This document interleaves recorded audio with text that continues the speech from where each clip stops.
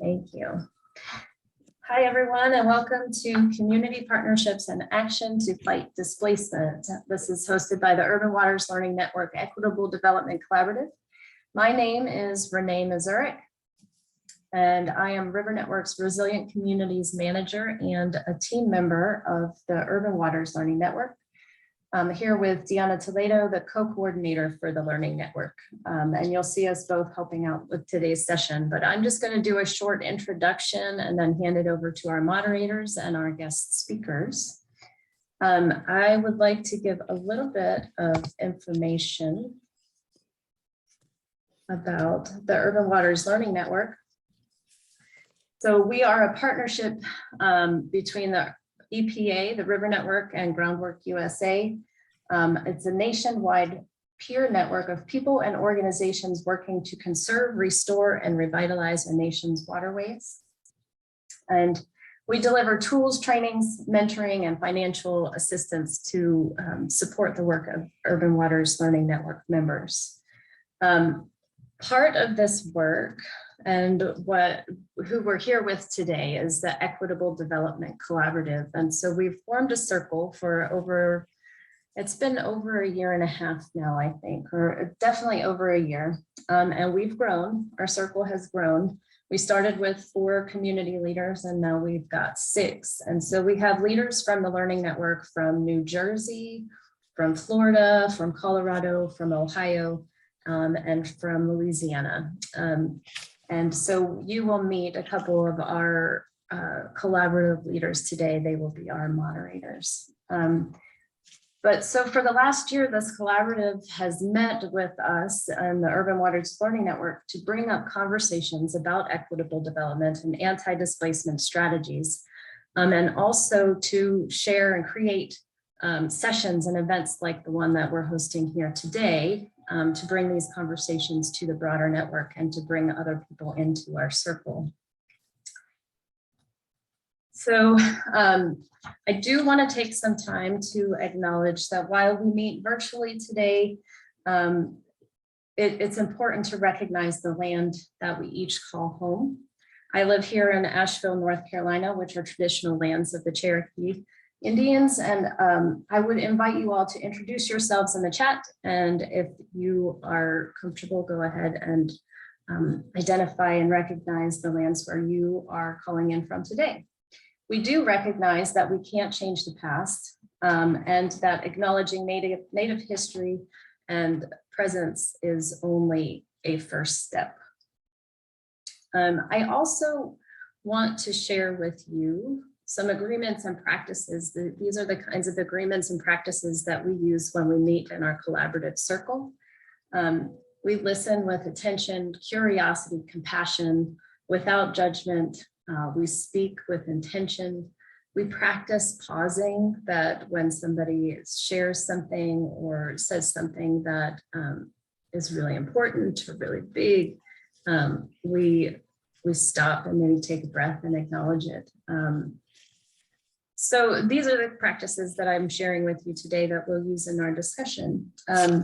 So any questions or comments that you have can go in the chat. When we do our discussion a little bit later on in the session, you can raise your hand with the little function at the bottom of Zoom, or even unmute yourself if you're comfortable doing that. And I encourage you to share your video if you're willing and able at this time. One last thing that I want to do before I turn it over to our moderators, and Deanna is going to bring up our poll. But the question that we're asking everybody that's here today is, to what extent is your community experiencing displacement pressures due to gentrification? So just want to get a feel for how many of you are experiencing this in your own communities. So I'll give you a little bit of time to go ahead and answer the question. We have about a quarter of folks responding so far.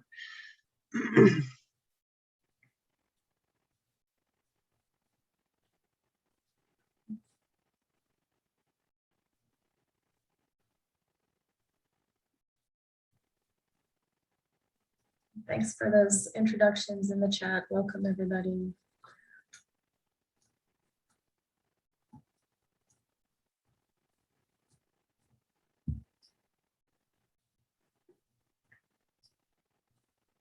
All right, I'll give it a few more seconds. About 65% of folks have responded. Give it maybe 5 more seconds. 4, 3, 2, and I'll go ahead and close the poll.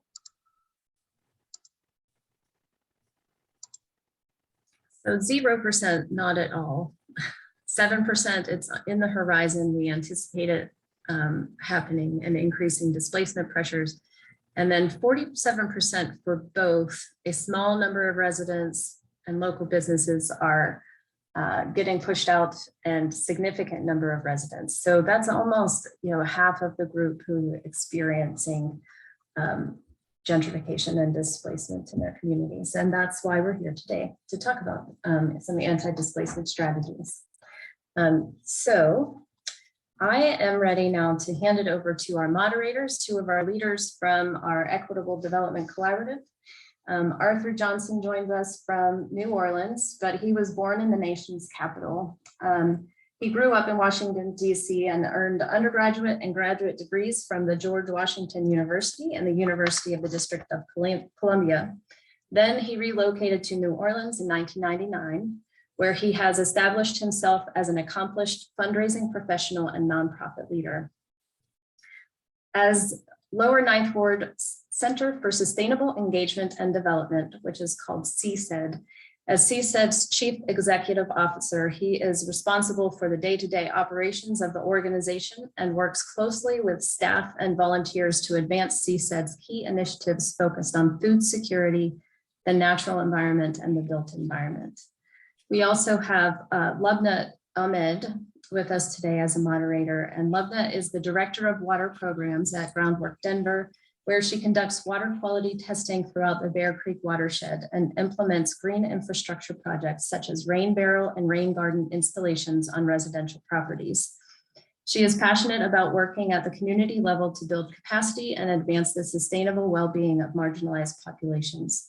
Prior to Groundwork Denver, Lubna worked at a variety of environmental conservation nonprofits in Washington, D.C. She served as a community-based environmental educator with the Peace Corps in Nicaragua and was the Director of Environmental Health at We Act for Environmental Justice in New York City. Lubna holds a BA in psychology from Miami University and a master's in public health from the George Washington University. Thank you both so much for being here and being a part of our collaborative. I'm going to hand it over to you, and I think it's Arthur first to give us a little introduction here. Okay, thank you, Renee and Diana. This was really exciting as we talk about this issue of displacement. And as we hope that through this webinar, as has happened in the past, that you will get a lot out of this, but we want to know what you want, what do you want to get out of it? The exposure to others that are participants, and to, of course, our speaker to see how it fits in with your communities as we continue to move forward in these very trying times around our country, around our world. We know that housing, affordable housing particularly, is extremely important and becoming even more significant as part of the quality of life. In my town of New Orleans, we are seeing so many changes in this whole idea of affordable housing, and we're seeing a lot of displacement happening, and even happening a bit more aggressively, and also a bit more, shall we say, intriguing of how they're taking communities and neighborhoods and moving people out. Sometimes even with the basis of, we're doing something good for you, but that doesn't seem to be the case. We've also seen that through the pandemic, as well as in our cases, Hurricane Ida, which went from the south all the way to the north, again, as natural disasters, tornadoes. Just yesterday, looking at the pictures, the massive tornadoes hitting across this country are playing great significant roles. Maybe even as we speak, I know a weather pattern was coming from the south and southeast to Northeast area. So all these things are impacting people in displacement, but man-made displacement is key. And so, you know, today we want to look at that. We want to hear about it, but we also, you know, we want to get your feedback and we want to get your reactions. And one idea is, what is equitable development? What does that mean? What does that mean to you? What does that mean in this, in our environment, in our neighborhoods, in our communities, in this country? And so we hope that this conversation will trigger a great deal of interest, ideas, sharing. That's important. That's what these webinars are about. It's about us communicating with each other and not leaving it just at this webinar, but moving it forward so that we can continue to battle these challenges that are impacting our quality of life for all our communities. So today, as we look at that, you know, if there are some ideas of what do you want to get out of this that's in the chat, we'd like to hear from you on that before we get started on that point, or anything that you'd like to say about displacement.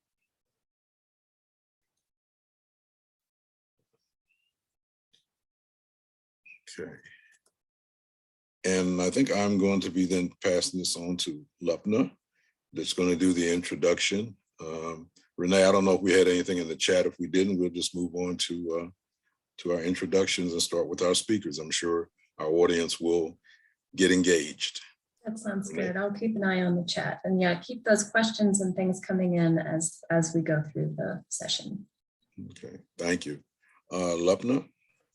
Awesome. Thank you, Arthur. Thanks for getting us grounded in that. And as Arthur mentioned, feel free to continue putting in your thoughts or questions about what you would like to get out of this call and specific ways that you're already working on this. We'd love to hear about that. So I'd like to just take a few moments to introduce our speakers, Cameron and Myra. Cameron Herrington manages the anti-displacement program for the Living Cully Coalition. Living Cully is a partnership of 4 community development organizations that are active in the Cully neighborhood. And those 4 organizations are Habitat for Humanity, Hacienda CDC, Naya, and Verde.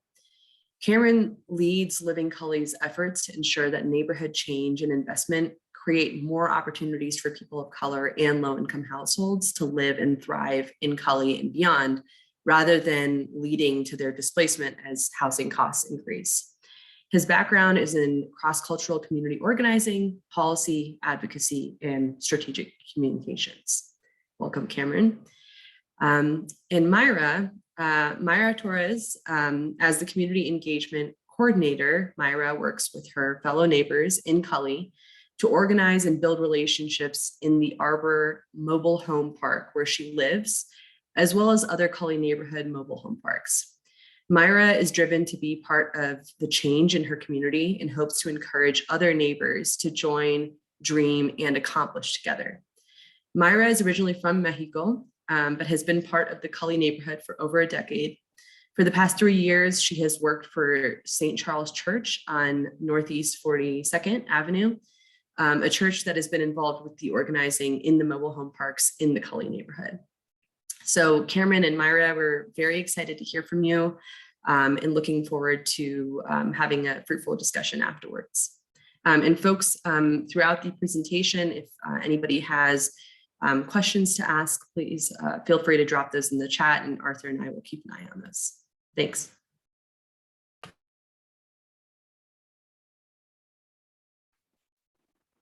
Hello, everybody. Myra Torres. Thank you for the introduction.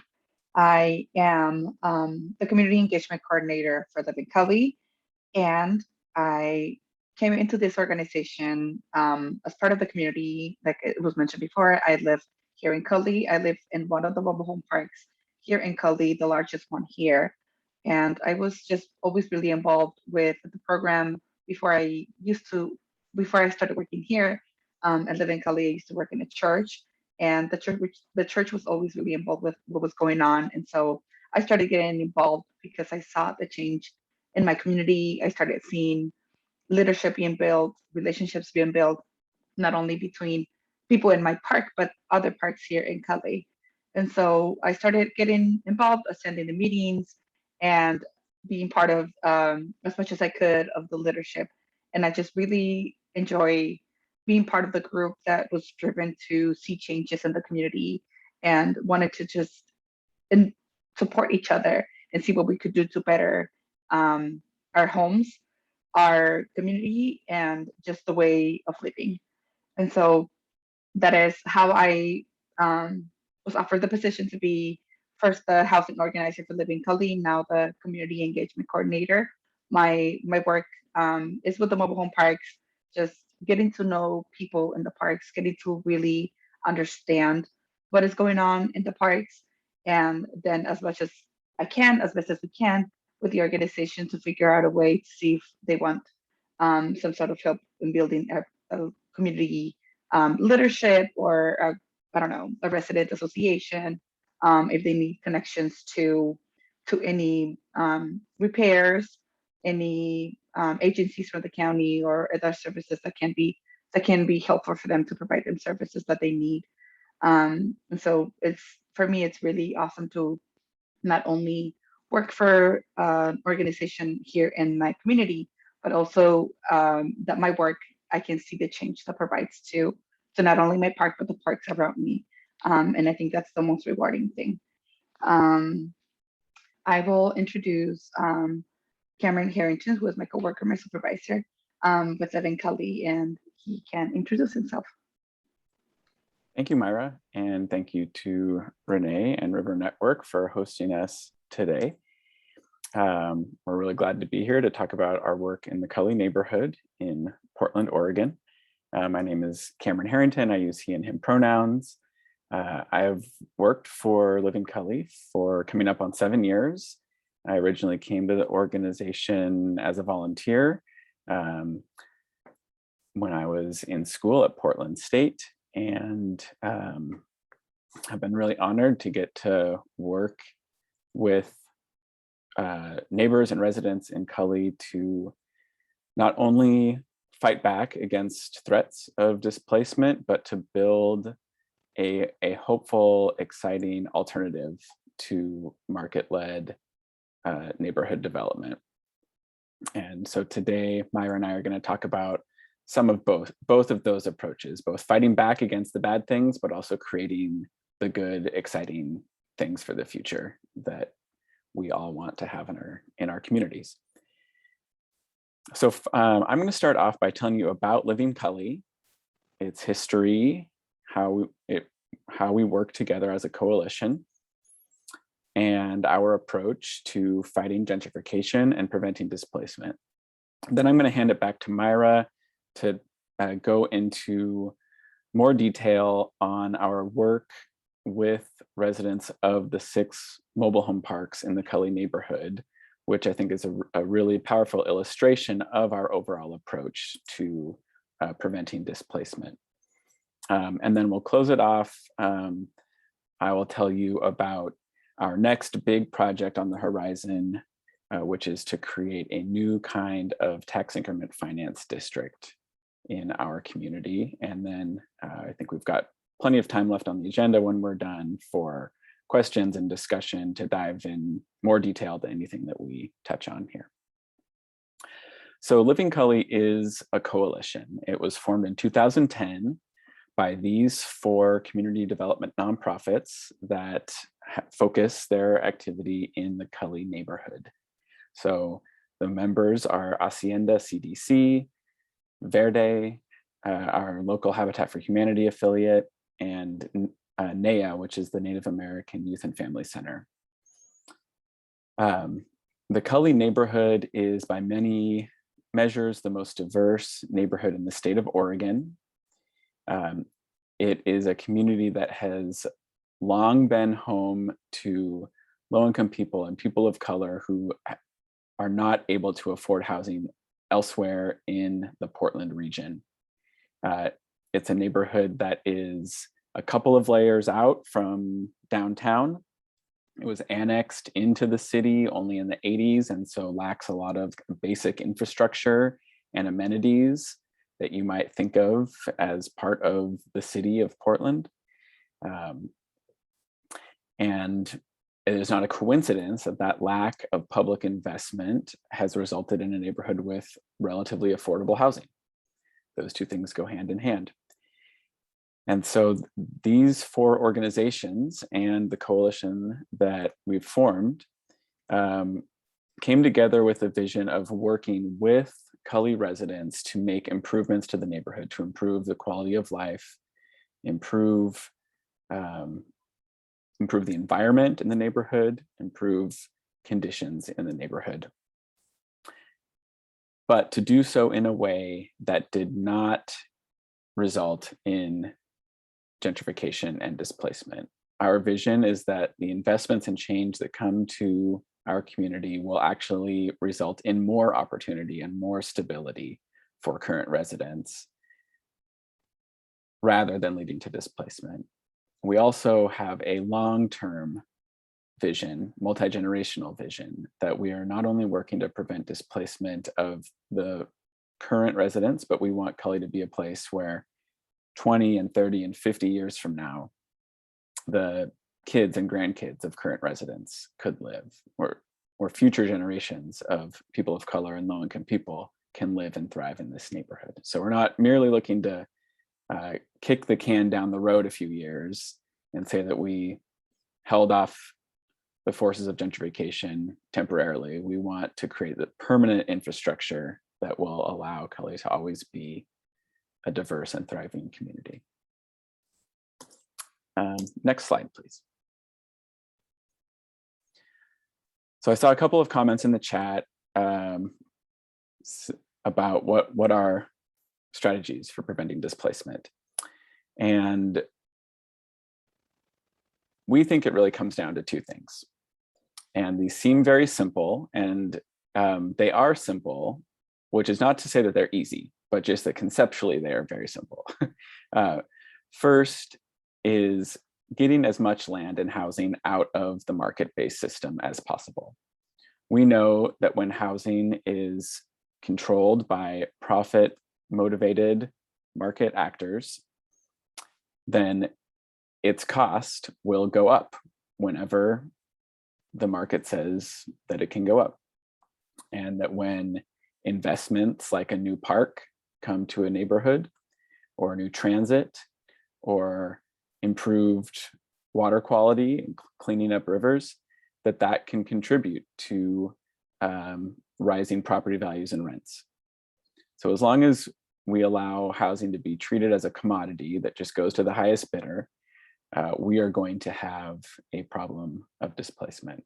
So that is our first strategy, is removing as much land and housing as we can from that system altogether, so that it is provided not on the basis of who can afford to outcompete someone else to live in our community, but it is controlled by the community and kept affordable for folks who are part of our community and have helped build it themselves. The second strategy is based on a recognition that in our capitalist system, most land and housing is going to remain part of the market. Absent a unbelievably transformational investment of money from the federal government to get housing out of the market, almost all housing will remain market-based. And so we need to have strong regulations at both the local and state and federal levels to ensure that privately owned housing remains affordable and that it remains stable for low-income people and people of color. So that is our very simple yet difficult to implement understanding of what prevents displacement. And I'm going to hand it back to Myra now to talk about how we have worked on both elements of this approach, specifically in relation to the 6 mobile home parks in the Cully neighborhood over the last 5 or 6 years. the Living Cully partners have recognized that in our community, these mobile home communities are among the most vulnerable to redevelopment, which would result in mass eviction and displacement of thousands of people from our community. And so that has been a focus of ours, is to use both of these two strategies, both removing those mobile home parks from the market and then passing regulations to ensure stability for those that remain privately owned. And I'm going to turn it back over to Myra to talk about how we've done that. So I think you can go to the next slide. Thank you. Thank you. Okay, so in 2016, Living Cully heard from residents at one of the local parks named Oakleaf Mobile Home Park that they have received a letter that a developer was going to buy the park and shut it down and just evict them all.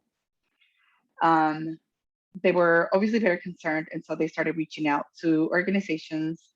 And we were able to work with St. Charles Church and other allies here in the community to bring and support these residents as much as possible. We brought in lawyers from legal aid and started to put pressure on City Council. By working together, we were able to get funding from the city and convince the owner of the Oakleaf to sell the park to Living Cully instead of the developer. This saved the park and kept these affordable homes in our community. And you can see in this slide, people at City Council just rallying around and trying to get funding and pressure on the city. Next slide, please.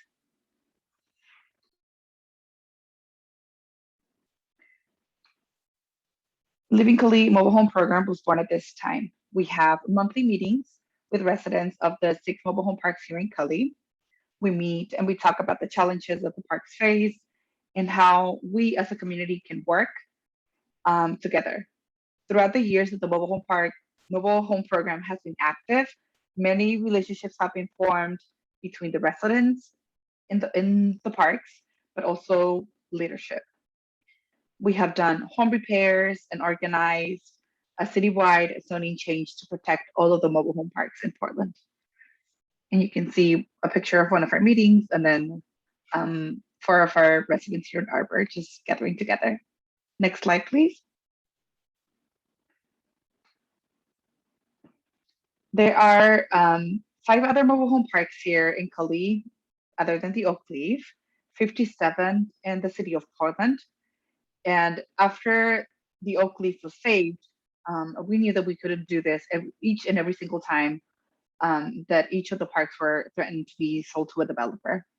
So we needed a policy to end the threat of the redevelopment of these parks.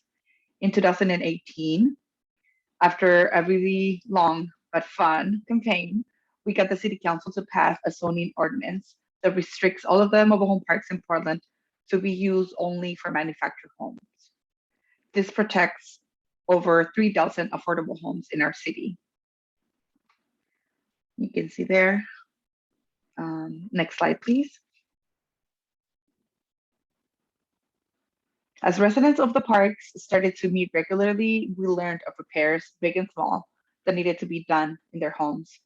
We encouraged residents to lean on each other and each other for support, and created a system for neighbors to volunteer in each other repairs projects. We brought in people with construction experience to volunteer and help us lead those projects. This helped by not only getting much needed repairs done, but by also creating leadership and relationships within our residents. Next slide, please. After the mobile home zoning ordinance was passed in 2018, the owner of the park where I live, which is the Arbor Mobile Home Park, decided to also sell the property. And so we gathered as residents of the mobile home park and we we rallied around the idea of becoming something like Oakleaf, to get our park off the market into the hands of a nonprofit, so that we would ensure that we would have low income housing in the long run. And so we gathered around and we managed to get funding from the state, so that our nonprofit could buy the park and keep it stable for us. And this ensures that the largest park here in Cully remains affordable for those of us who have been here for over a decade, but also for those who keep coming into our park. And I will share it back and let Cameron share our next part.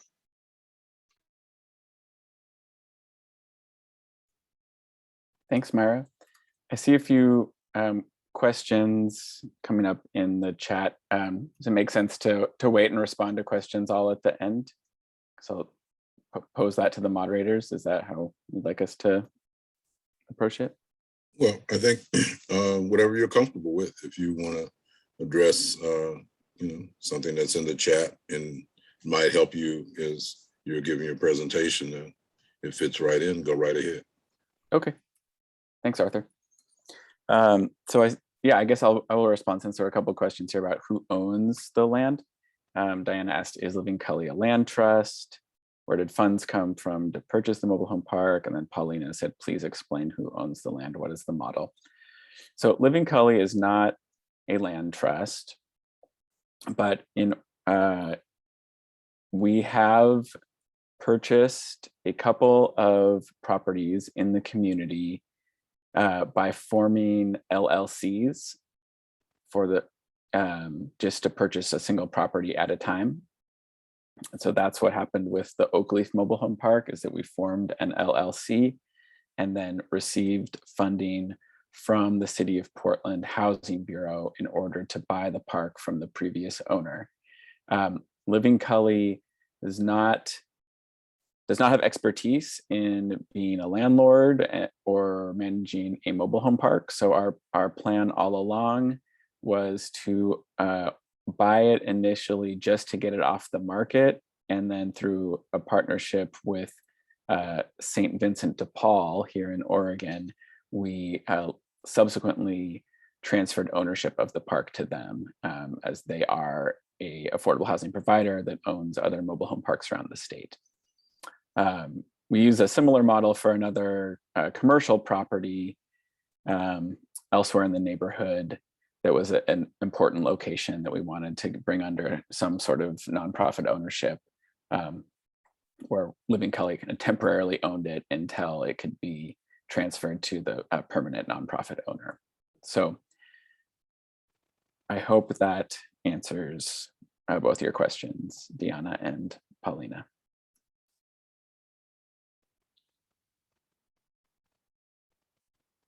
Okay, we can go to the next slide, Renee.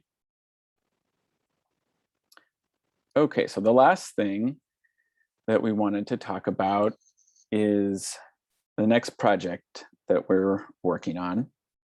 And to set this up, I want to connect a couple of dots from what Myra shared. The first thing Myra described was our work to protect the Oakleaf Mobile Home Park from being closed down. And then, Myra described how that campaign led us to advocate for a policy that would prevent all the other mobile home parks in Portland from being shut down. And so that general approach has been one we've continued to follow, where when we've had to mount some sort of emergency last-ditch effort to fight off a threat like the Oakleaf being closed, we've then tried to use that experience to get out in front of that problem, so that we're not always reactive, fighting back, but that we are heading off the issue or putting forward an alternative to it. So just like with the Oakleaf, we knew, like Myra said, we knew we couldn't fight back 57 times around the city if all those other parks were going to be closed. So we got the city to pass a zoning ordinance to prevent all the parks from shutting down. That same kind of approach is what has led us to what we're doing now, which is developing a proposal for a new kind of investment district in our community. We recognized that the resources available in Portland and in the Cully neighborhood to get land and housing out of the market system are completely insufficient to respond to the scale of the threat of gentrification and displacement, and that we need massive new resources that can be used by nonprofit organizations and by public agencies just for that purpose. And so that is what has led us to our current project of exploring the creation of a community-led development district in the Cully neighborhood. And this district, if we move forward with proposing it to the city council, would use the tool, the financial tool of tax increment financing to generate locally controlled funds that would be used for projects that prevent displacement and create housing and economic opportunity for people of color and low-income people. Many of you, I'm sure, will be familiar with the term and the model of tax increment financing, or TIF. Others might not know that term, but will be familiar with the term urban renewal. TIF, at least in Portland and in many other places, is the technical way that money is generated to pay for urban renewal activities. Urban renewal, as it has been practiced in Portland and in most cities around the country, has been terrible and devastating for communities of color and low-income communities. It has been used to subsidize gentrification, to pay for projects that drive up property values and rents and force people out of their communities. So that's the history of this tool of TIF. And the question we have posed to ourselves as a coalition is, can this tool be flipped on its head to be used for the exact opposite purpose? We think that TIF, when you really distill it down, is really, it's a bank account. It's a big pot of money that is getting generated by some of the property taxes collected in a neighborhood. In the past, in the city of Portland, the city government has used those bank accounts to pay for big infrastructure projects that drive up property values and attract wealthy white people to move into neighborhoods that they wouldn't have lived in before. And that has been the essence of gentrification and displacement. What we are asking ourselves and the city is, can we create a bank account like this for our neighborhood, but use it only for projects that do the opposite thing? If we don't do anything, gentrification and displacement are already happening in the Cully neighborhood. So can we use TIF to pay exclusively for projects that counteract those forces? And that means affordable housing, housing that is not part of the market system, both for home ownership and for rental and for mobile home parks. That means community-controlled economic development investments, such as commercial buildings that are owned by nonprofits and can be rented at below market rates to small businesses that would have long-term stability. And it means other kinds of essential resources that will create long-term stability for people in our community, like childcare businesses, and other things that meet people's immediate daily needs and reduce their cost of living and allow them to have stability in the community long-term. So we are in the midst of developing our proposal of a TIF district plan that we are hoping to bring to the Portland City Council for their consideration in 2022. And we're hoping that this will be a model that Portland will use for all future TIF districts. And we hope it will be useful for folks around the country that might want to repurpose this historically terrible tool of urban renewal and use that same mechanism to create funds that are controlled by communities of color to pay for projects that do the opposite of what urban renewal has done, to provide more stability, more opportunity, rather than to pay for gentrification. So I'll leave it there, and hopefully that leaves us some good time for discussion to wherever people want to go and whatever they want us to dig into more deeply. Great, thank you, Cameron. This has been great, and Maya too. So I'm going to start off as we go into the discussion phase. This Living Cully is a very unique, appears to be a very unique situation and opportunity that's there, bringing, sometimes we say, strange bedfellows together to moving in the same direction. I definitely need more of that.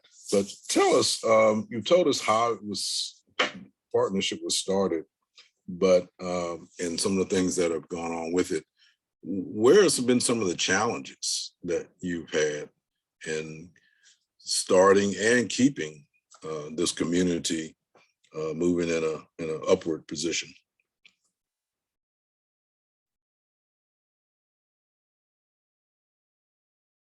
Cameron, I'll start with you. Okay, thanks, Arthur. Challenges we faced. Well, I'll tell you one that is still heartbreaking. Myra talked about the success that we had in protecting the Oakleaf mobile home park and preventing those affordable homes from being lost. Immediately across the street from the Oakleaf was an apartment complex called the Normandy Apartments. And a matter of months after we were able to purchase the Oakleaf mobile home park, we found out that a new owner had purchased the Normandy Apartments right across the street and issued their first action as landlord was to issue a 100% rent increase to all of the families who live there. And we organized with the residents there at the Normandy and pulled out every trick in the book, marches, protests, the landlord's office, pressure on city council. And ultimately, in that moment, the tenant landlord laws in the state of Oregon and the city of Portland were in the landlord's favor, and there was no legal leverage we had to get them to do anything different. The best we could do was get them to delay the rent increase by a few months so that the kids living there could finish out the school year. And after that, almost every family left. We were able to channel some of the momentum from that campaign into a campaign along with allies from other organizations to get the city of Portland to require landlords to provide relocation payments to tenants who they displace with a large rent increase. But ultimately, we were not able to stop that mass displacement event in our community. And so I think that continues to be motivation for me and for our organization, that just leaving things up to the market to sort themselves out is a recipe for disaster for tenants. And we need those regulations that don't make it possible for a landlord to double someone's rent. And even better, we need the resources and the tools that make it possible for nonprofit organizations, for public agencies, or for resident cooperatives to purchase buildings like the Normandy Apartments and like the mobile home parks, so that that constant threat of displacement from the next rent increase or from landlord harassment is just off the table, because that housing is no longer a commodity, it's a home. And that's really the fundamental challenge that we're facing. But Myra, is there anything you'd want to add about other big challenges that you've come across in your work?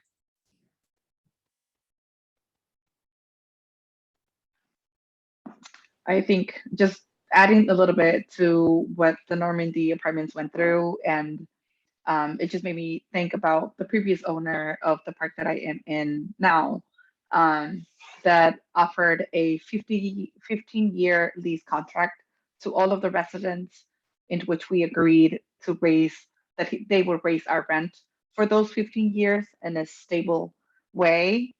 And so that was one of the points that made us gather around as residents and just said, well, yeah, and personally in my case, both my husband and I work, and we're able to afford a $20 increase this year, a $40 increase next year. But as we move on and on, it's gonna get to a point where I might still be able to afford it, but residents living here who live on a social security income, who have just not the ability to pay those extra expenses, and they have to start considering not taking the medicine or not buying this for the food or not paying this and such, and just gonna start picking what things they're gonna drop to be able to afford the rent, is when we started to, what I used to tell my neighbors, you might be able to afford it, but we got to think about other people who are in this park, who have been in this park, who deserve to be here, because this park used to be not as livable as it is right now. But as we gathered and rallied together and started building the community, we all felt the ownership and just the love for our homes to fix the things that needed to be fixed, to talk with our neighbors about repairs that needed to be done. And so we all deserve to stay here. And so I think that the rent increases, now that it's at 9.9%, it's like what they can do, and they have to give us 3 months in advance to tell us how much the rent will raise now and then.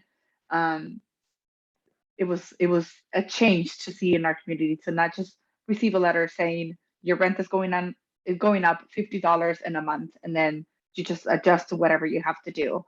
Now we get 3 months in advance a notice that says this is what the rent is, and it's correct me if I'm wrong, Cameron, but it's less than 9.9% that they can raise it. If they go over that, and that goes that increase over 9.9% makes you relocate because you can afford it, and that's when the relocation fees come in. But luckily, our rent has never gone up more than 9.9%, but it has gone up 9.9% with previous owners.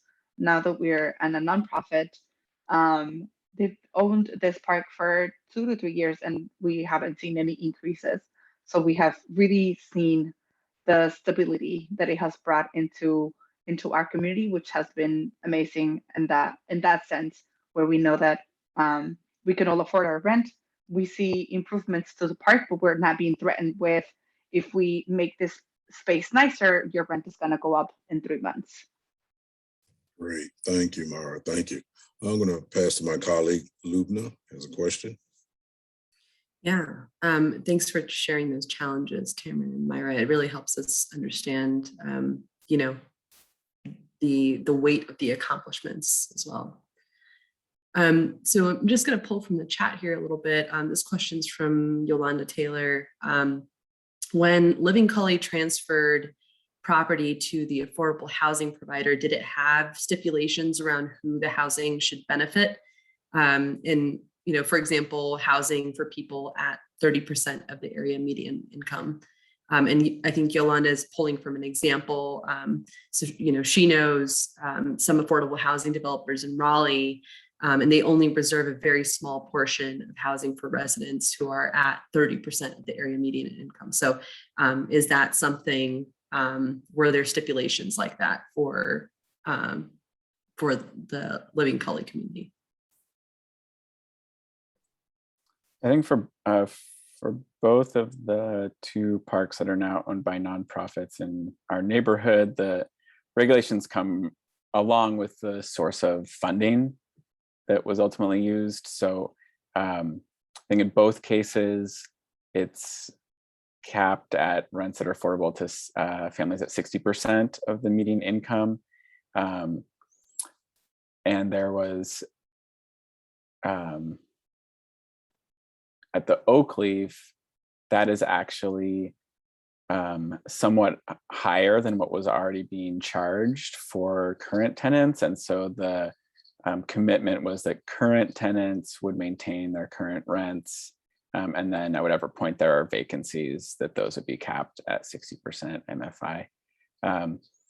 I think it's also 60% MFI at the Arbor where Myra lives, but the rents there were already higher. And so like Myra said there, when the nonprofit St. Vincent de Paul bought the park, there was actually a rent decrease for almost everyone, which is kind of an unheard of thing. And then like Myra was saying, it's been stable since then. So yeah, we were not, as Living Cully, we were not able to impose any additional restrictions, beyond those that came with the source of public funding. But these are not properties that are partially affordable and partially market rate. These are all 100% of the units have to be affordable at those income levels in perpetuity. Got it. Thank you. And kind of on that note, you mentioned nonprofits in response. There was another question in the chat about what nonprofits were involved in this project. I know that, there's the 4 partnerships that we talked about at the beginning with Living Cully, but are there other nonprofits? See, Myra, you can help me if I don't think of anyone, but all the different things we've talked about have relied on coalitions and lots of allies. We've talked about that St. Vincent de Paul, which is not part of the Living Cully Coalition, but has become the owner and operator of the 2 mobile home parks in our community. Myra talked about St. Charles Catholic Church, which is a cornerstone institution in the Cully neighborhood that really has continued to support the organizing of the mobile home park tenants and the campaigns to preserve the oak leaf and the arbor. They have also brought along a whole network of faith communities from across the city of Portland to be part of affordable housing campaigns that we have helped lead, including the mobile home zoning ordinance. So that's been invaluable to have those partners from the faith community. In the Cully neighborhood, we, at least in Portland, have a very unusual situation where our traditional neighborhood association, the Cully Association of Neighbors, is extremely progressive and has actually supported campaigns to preserve mobile home parks in the neighborhood. And I think it's safe to say most other neighborhoods in Portland, the neighborhood association would probably be on the opposite side, just trying to get rid of mobile home parks. And in Cully, our neighborhood association came out in support of their neighbors at the mobile home parks. So those are some of the partnerships that have been instrumental to our work. Any other allies come to mind for you, Myra? No? Okay. Did that get at what the question was addressing? Yeah, I think it did. Let's see, as we look at time, one more question. Can you speak to the role of, is it Verde that plays in the coalition, and its focus on environmental outcomes and how that plays a role into the community? Well, Cheyenne Holiday is here from Verde, but Cheyenne, if you don't mind me putting you a little bit on the spot, I can just talk about the role Verde plays in the coalition, but I don't know if you feel comfortable articulating kind of how Verde sees the intersection between environmental work and, well, I mean, it's really environmental justice, that connection between the environment and people, right? But in terms of the Living Cully Coalition, Verde is what we call the backbone organization of the coalition. Living Cully is not an independent legal or financial entity. And so Verde manages the finances and employs the staff that works on behalf of the coalition. And in that sense, it is certainly a leader within the coalition. But I don't know, Cheyenne, is there anything you'd want to say to the second part of that question? Yeah, I think that, Verde really focuses our advocacy in building environmental wealth. And so we really have have invested in Living Cully in the Cully area, and have focused our outreach on the residents to help design resources and projects that are Cully specific, that will also help to, create, put dollars back into the community members, and also create these projects that will create lasting effects. And so I'm the water justice coordinator, and I'm relatively new to Verde, but all things water focused. I'm really trying to work with community around low income assistance programs, as well as projects that are not only environmentally focused, but leadership focused. That way, these projects can live without Verde in the future. Great, thank you very much. Okay, so we're Yeah, getting close to. Go ahead. I was just gonna say we are down to almost 2 minutes left, and so I'm gonna share my screen again and close us out here. Really expressing a whole lot of gratitude to our presenters today, and this Living Cully. I think that we're only scratching the surface with the partnership there, and thanks Cheyenne for jumping in and talking a little bit too. So thank you to our speakers for sharing. Thank you to our collaborative members for having all of these conversations and leading us in the conversation today. We thank all of you who joined us here today. We will get the slides and the video to you after the event. We do have some other upcoming opportunities to engage with us in the Equitable Development Collaborative. We have another call that's kind of like this one on December 9th. At 1 o'clock Eastern. We'll drop that link in the chat if you would like to register for that one. We will be talking with representatives from LISC. And we also have an Equitable Development Mobilized group where we share resources and can have conversations and continue conversations like the one that we're having today. We will also be sharing in the chat the evaluation of this session. We always like to hear from you. And take those evaluations very seriously and into consideration for all of the work that we do. I also want to give a shout out to River Rally. The Urban Waters Learning Network will host the Urban Waters Learning Forum. It's usually the day before River Rally starts. River Rally is River Network's annual conference. The last 2 years it's been virtual, and right now it is being planned in person. And so we would love to see you there and join us for the Urban Waters Learning Forum. Tomorrow is the deadline to submit workshop proposals and River Hero nominations. Big thank you from the Urban Waters Learning Network. We are a small team, small but mighty. You can always reach out to contact us at any time. And we are 1 minute after 3 o'clock. So in the interest of everybody's time, I will go ahead and close us out. Thank you so much. And we hope to see you again.